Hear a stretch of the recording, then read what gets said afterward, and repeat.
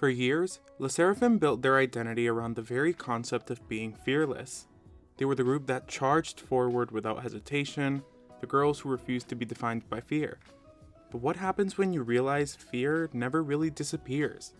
After one of the most turbulent periods of their career, LE SSERAFIM are back with PUREFLOW Part 1, an album that feels less like a victory lap and more like a moment of reflection.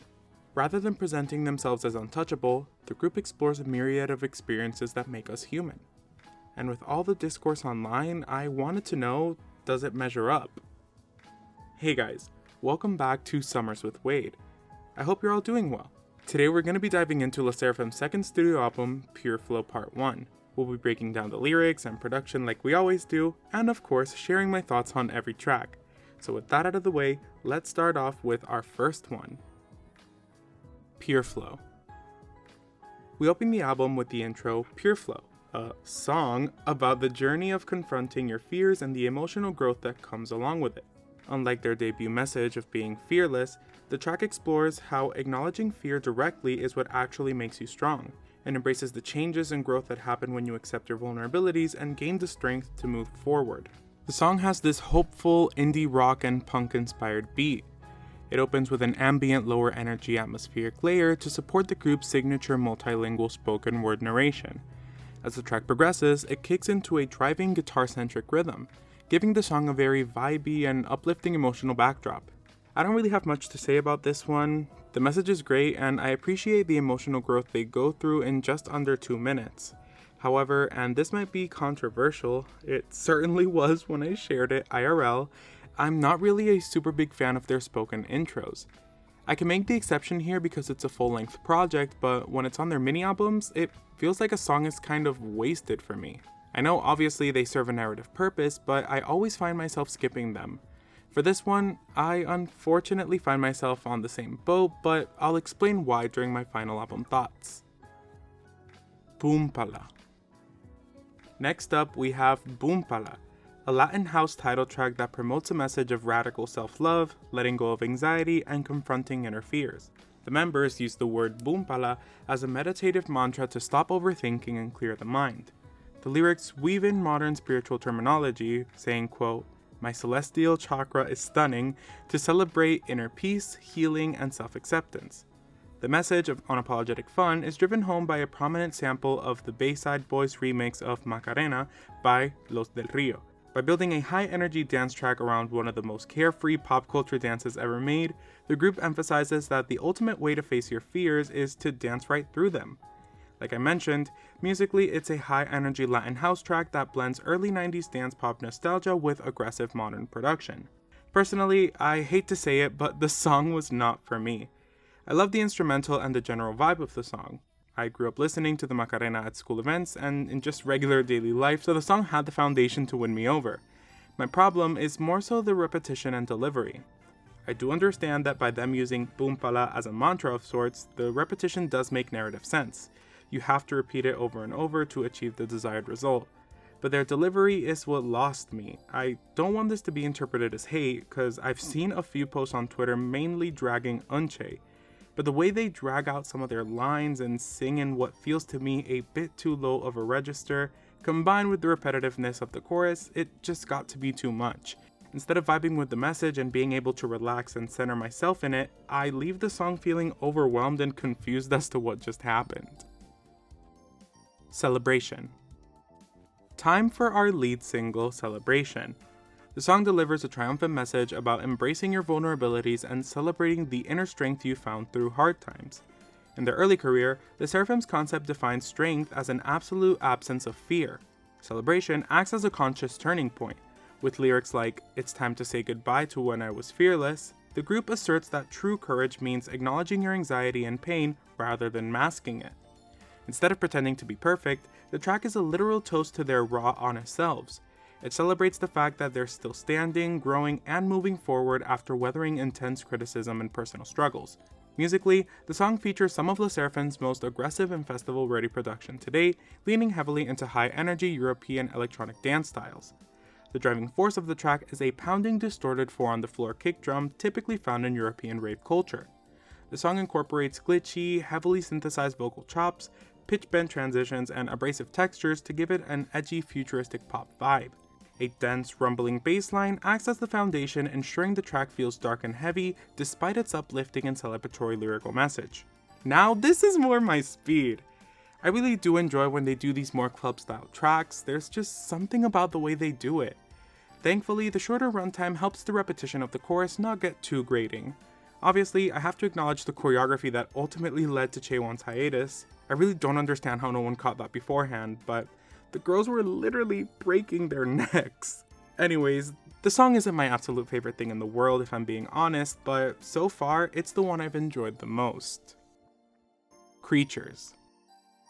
Moving along, we have Creatures, a rebellious, high-energy anthem about defying society's rigid expectations, embracing your flaws, and choosing absolute freedom with your girls. The song opens with the members explicitly pushing back against public scrutiny and the pressure to be perfectly obedient idols. Lines like, "They say there's no other monster like you," and "They tell me to become a good doll, like a pet," show them reclaiming the negative labels thrown at them. Instead of conforming to fit an expected mold, LE SSERAFIM asserts total autonomy over their lives and music, chanting, "Me and my girls, we look so alike, only we will define our rules." The song proudly celebrates the struggles they have endured together. Lyrics like "We're freely covered in scars" reinforce the overarching album concept that pain and vulnerability should be embraced rather than hidden. Musically, it's a high-octane pop-punk and alternative rock track that infuses sharp electronic elements. The instrumentation deliberately steps away from the techno-heavy sounds found before, instead offering a raw live band aesthetic. The track is heavily propelled by gritty, fast-paced electric guitar riffs and a pulsing drum kit, invoking a nostalgic early 2000s garage rock and skate punk energy. It also features a moody, bass-driven undercurrent during the verses, which perfectly aligns with the track's rebellious monster theme. For me, I go back and forth on this one. Sometimes I feel like it fits the vibe of what I'm doing, but other times when it comes on I just skip it. Vibe-wise, it's very nostalgic for me. It feels like the soundtrack to a teen romance movie. I don't know if that makes sense. So ultimately, I have to be in the mood to listen to it, which isn't necessarily bad. Also, it's not lost on me that the main lyric being "make your head bang" truly aged horribly. Iffy Iffy. Continuing on, we have Iffy Iffy, a relaxed, confident track about embracing your uncertainties, flaws, and the unknown instead of hiding behind a perfect image. The slang term iffy implies something that is unclear, doubtful, or not quite right. In this song, the girls flip that definition into an empowering statement of self-acceptance. The track is about being completely honest with yourself. Instead of masking weakness to appear perfect, the lyrics encourage embracing your flaws, saying, quote, "No tears are left to cry, dive into my flaws." Rather than trying to conquer or erase their anxiety, the members decide to treat fear as a traveling companion, with the lyrics implying that their fears have ended up on the same boat as them, turning vulnerability into shared strength. Choosing what is iffy means being okay with not having all the answers.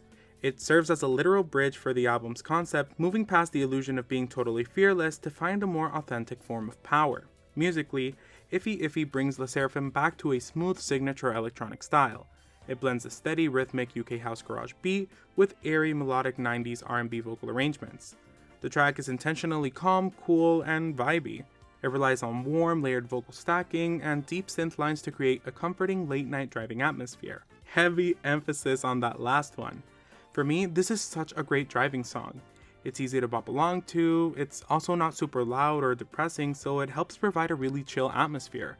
While listening to the album to prepare for this video, I loved when this one would come on while I drove to and from work. My only gripe with it is that it's criminally short, like it's barely over 2 minutes. But even with that, it's one of my favorites. Need Your Company. But I can't talk about Short without talking about Need Your Company. It's a raw, vulnerable acoustic ballad about the complicated and sometimes uncomfortable reality of navigating close friendships and choosing honesty to stay connected. It serves as an open diary about the internal friction and deep affection that exists within the group itself. In an interview with the BBC, Yunjin shared that the song explores the, quote, "weird, complicated mix of emotions where you want to be close to someone but it's physically hard for you to admit it." It directly addresses real past misunderstandings, overthinking, and personality differences within the group. The song argues that true friendship isn't always smooth. Lines like, "Is friendship all just for show?" and "I need your company no matter how you hurt me" highlight that real intimacy requires breaking down your ego and accepting that the people you love can occasionally hurt you, and vice versa. The song relies heavily on organic live instrumentation rather than computer-generated loops, capturing a raw singer-songwriter aesthetic. It pulls from acoustic folk influences, utilizing slow, gentle tempo and a steady time signature that allows the lyrics to drive the emotional weight of the song. The backdrop features subtle atmospheric padding that fills the empty space around the acoustic instruments, creating an intimate late-night listening environment. I'm gonna be really honest. Initially, when I first heard the album, I thought this song and Sonder were one, and when I found out they weren't, it made this one feel a little forgettable. But when I read the lyrics and started the research for this video, I was able to truly understand and relate to the song. It might be short, but it definitely packs a punch. Unfortunately, I feel this is a message we can all relate to. Everyone's different, you know. We're all our own world of emotions and thoughts and feelings all jumbled up to create who we are, which perfectly transitions to the next song, Sonder. Seamlessly transitioning to the next song, we have Sonder, a thoughtful, reflective track that explores breaking out of self-centered isolation to realize that every single stranger has a life as deep, complex, and vivid as your own. The word Sonder is a famous neologism coined by John Coing in the Dictionary of Obscure Sorrows to define this exact moment of cosmic empathy. In the context of the album, LE SSERAFIM uses the song to let go of their own ego, jealousy, and public-facing anxieties by connecting to the broader human experience. The song opens with a confession of being too wrapped up in personal struggles, saying, quote, "I don't care, I'm trapped inside myself." The members admit that they used to ignore the emotions of people around them because they were overwhelmed by their own hardships. The lyrics describe a sudden emotional breakthrough, comparing it to a closed door swinging wide open. They realize that the random passerbys they see are the main characters of their own universes, experiencing identical levels of joy, sadness, pain, and ambition. Gaining this perspective acts as a healing mechanism for the group. Lyrics like, "I'll let go of all jealousy and selfishness, now I'm free," emphasize that realizing you are just a minor character in someone else's story is incredibly liberating. It washes away the pressure of feeling like the center of the universe. The chorus features a beautiful metaphor where the members chant that they can feel everyone's unique universes within their whole bodies, describing it as swimming through every single story. Musically, it's structured as a pop waltz, moving away from the standard K-pop time signatures to deliver a swirling triple-meter rhythm. This creates an expansive, dreamlike atmosphere to sonically mimic the vastness of human connection.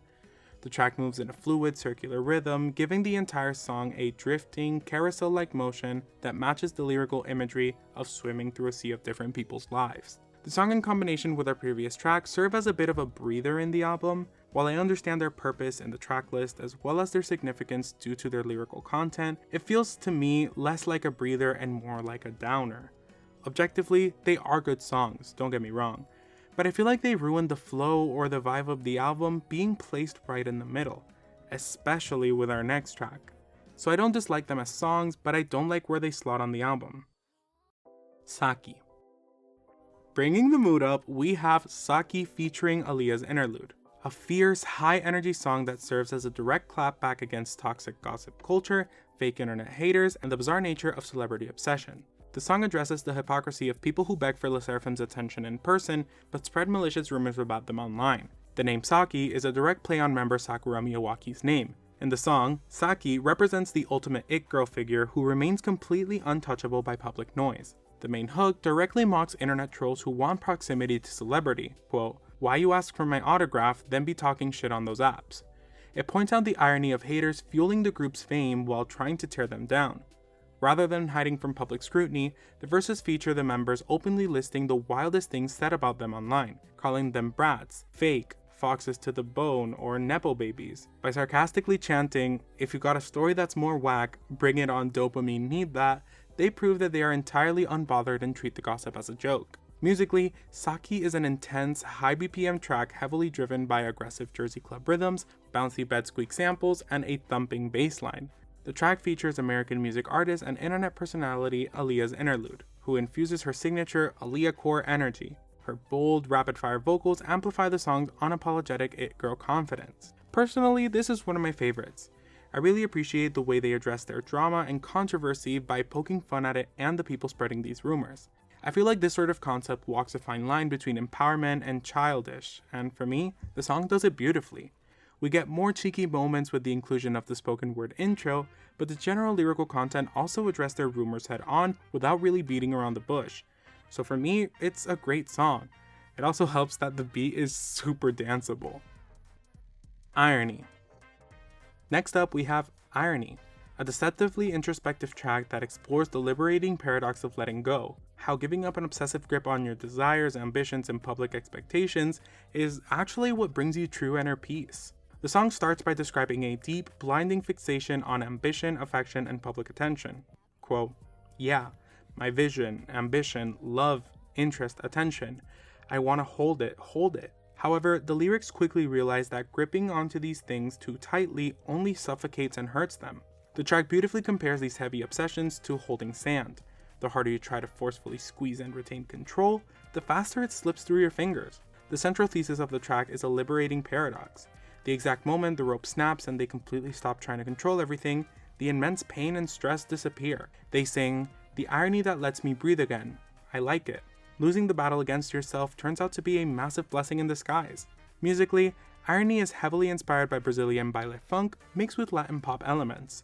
It features an incredibly high energy infectious rhythm driven by a raw heavy bass line. The song's production features a brilliant mismatch.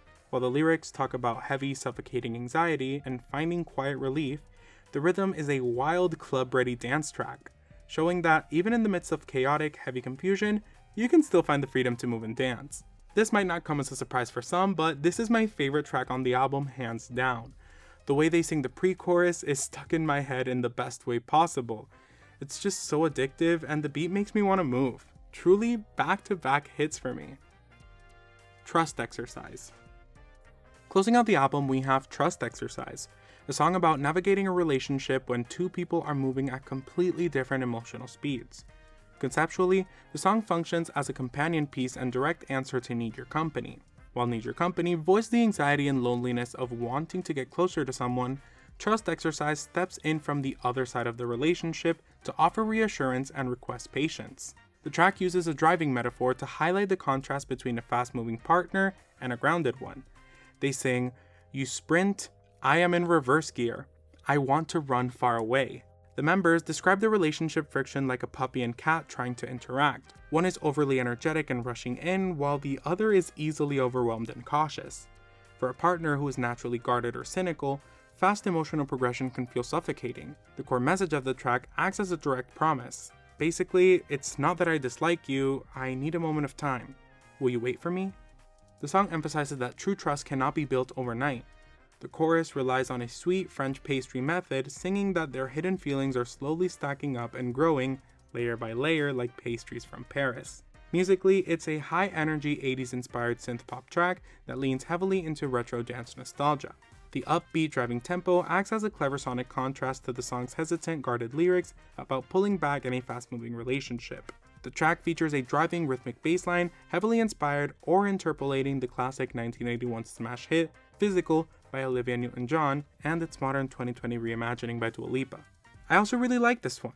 The interpolation did take me a bit to get used to, but the song itself is really cute. When you add the message to it, I can't help but feel empathetic towards them. I too can get overwhelmed when things are moving a bit too fast, so I felt the lyrics on a spiritual level.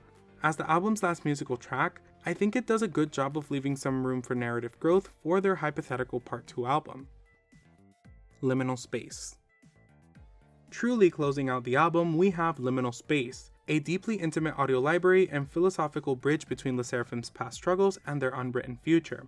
The literal title refers to physical liminal spaces, transitional in between places like hallways, airports, or moving vehicles that only exist to transport you from point A to point B. The track represents the psychological threshold. The group is stepping away from old structures, like their early fearless branding, and moving into a new, raw territory of vulnerability and uncertainty. The members tease each other about shedding tears in the recording studio while making emotional tracks like Need Your Company, reflecting how music acts as their diary. They even laugh about past public misunderstandings, cementing their bond. The emotional climax occurs when Chaewon asks the car, "Where are we going?" To which the members conclude that even though they might not have a clear map for the future, they don't need one. As Chaewon proclaims, "We are the destination ourselves." The first half features nothing but the natural, unpolished ambiance of a driving vehicle, and the second half, an atmospheric electronic track slowly swells underneath their talking. The music peaks with a lingering cinematic synth layer that leaves the listener hanging in suspense. It's designed to leave you intentionally in a liminal state, eagerly waiting for what comes in part 2. Similarly to previous tracks, I understand and appreciate its narrative purpose, but it's just not for me. The spoken word, chatty vibe just isn't my favorite. I love what they talk about and how close it makes them seem, but I feel like this could have been a good CD exclusive bonus track or something similar. But I do feel it accomplishes its task of closing the album and setting up for the next one, so it's good, I guess. Final album thoughts. So after sitting with PUREFLOW Part 1 for a while, I think what stands out to me the most is just how different this feels from the LE SSERAFIM we met back in 2022. For years, their identity was built around being fearless. They were the girls who charged forward no matter what, never looking back and never showing weakness. But this album feels like a natural evolution of that idea. Instead of pretending fear doesn't exist, PUREFLOW Part 1 argues that true strength comes from acknowledging it. It's about accepting your flaws, embracing uncertainty, leaning on the people around you, and realizing that vulnerability isn't something to overcome, it's part of being human. You can see that growth all across the track list. Songs like Celebration, Iffy Iffy, and Irony focus on making peace with imperfection. Need Your Company and Trust Exercise explore the messy reality of relationships and how difficult genuine connection can be. Sonder broadens the perspective entirely, reminding us that everyone is carrying their own struggles, fears, and stories. Even tracks like Creatures and Saki feel less concerned with proving themselves and more interested in reclaiming control of their own narrative. And honestly, I really respect that. At the same time, I can't ignore some of my issues with the album. While I appreciate the narrative purpose of tracks like PUREFLOW, Need Your Company, Sonder, and Liminal Space, I think having so many slower reflective moments ended up hurting the album's momentum for me. Individually, I understand what each track is trying to accomplish. The messages are meaningful, the writing is thoughtful, and they all contribute to the larger story. But when listening to the album front to back, I found myself wanting the energy to pick back up sooner. Ironically, my favorite moments on the album were when LE SSERAFIM fully committed to the music. Irony, Saki, Iffy Iffy, and Trust Exercise were easily the highlights for me. They delivered the themes of the project while still giving me catchy hooks, danceable production, and replay value that keep bringing me back. Even Celebration, while not perfect, captured the spirit of the album in a way that felt exciting and triumphant. As for BOOMPALA, I don't think that one's ever gonna click with me. I understand what they were going for and I can appreciate the message behind it, but the execution just wasn't my thing. Overall, I think PUREFLOW Part 1 succeeded at what it set out to do. It's not an album about being fearless, it's an album about being human. About accepting that growth is messy, relationships are complicated, and sometimes the strongest thing you can do is admit that you're scared and keep moving forward anyway. Whether every song worked for me or not, I can appreciate the direction they're taking. And more importantly, it genuinely feels like the first chapter of a larger story rather than a complete statement. By the time Liminal Space fades out and the members declare that we are the destination ourselves, it becomes clear that this isn't really an ending at all. It's a transition. And now I'm curious to see where part 2 takes us. But that's all from me. Thank you guys so very much for watching. Remember to like, comment, share, and subscribe. Click that bell icon so you're notified every time I post a video. Tell me in the comments down below, how do you feel about the album and which song is your favorite? Mine was of course Irony, but there were a few close runner-ups. With that said, remember that I love you all so much, and I will see you guys on Friday with the next episode of the ITZY project. Bye!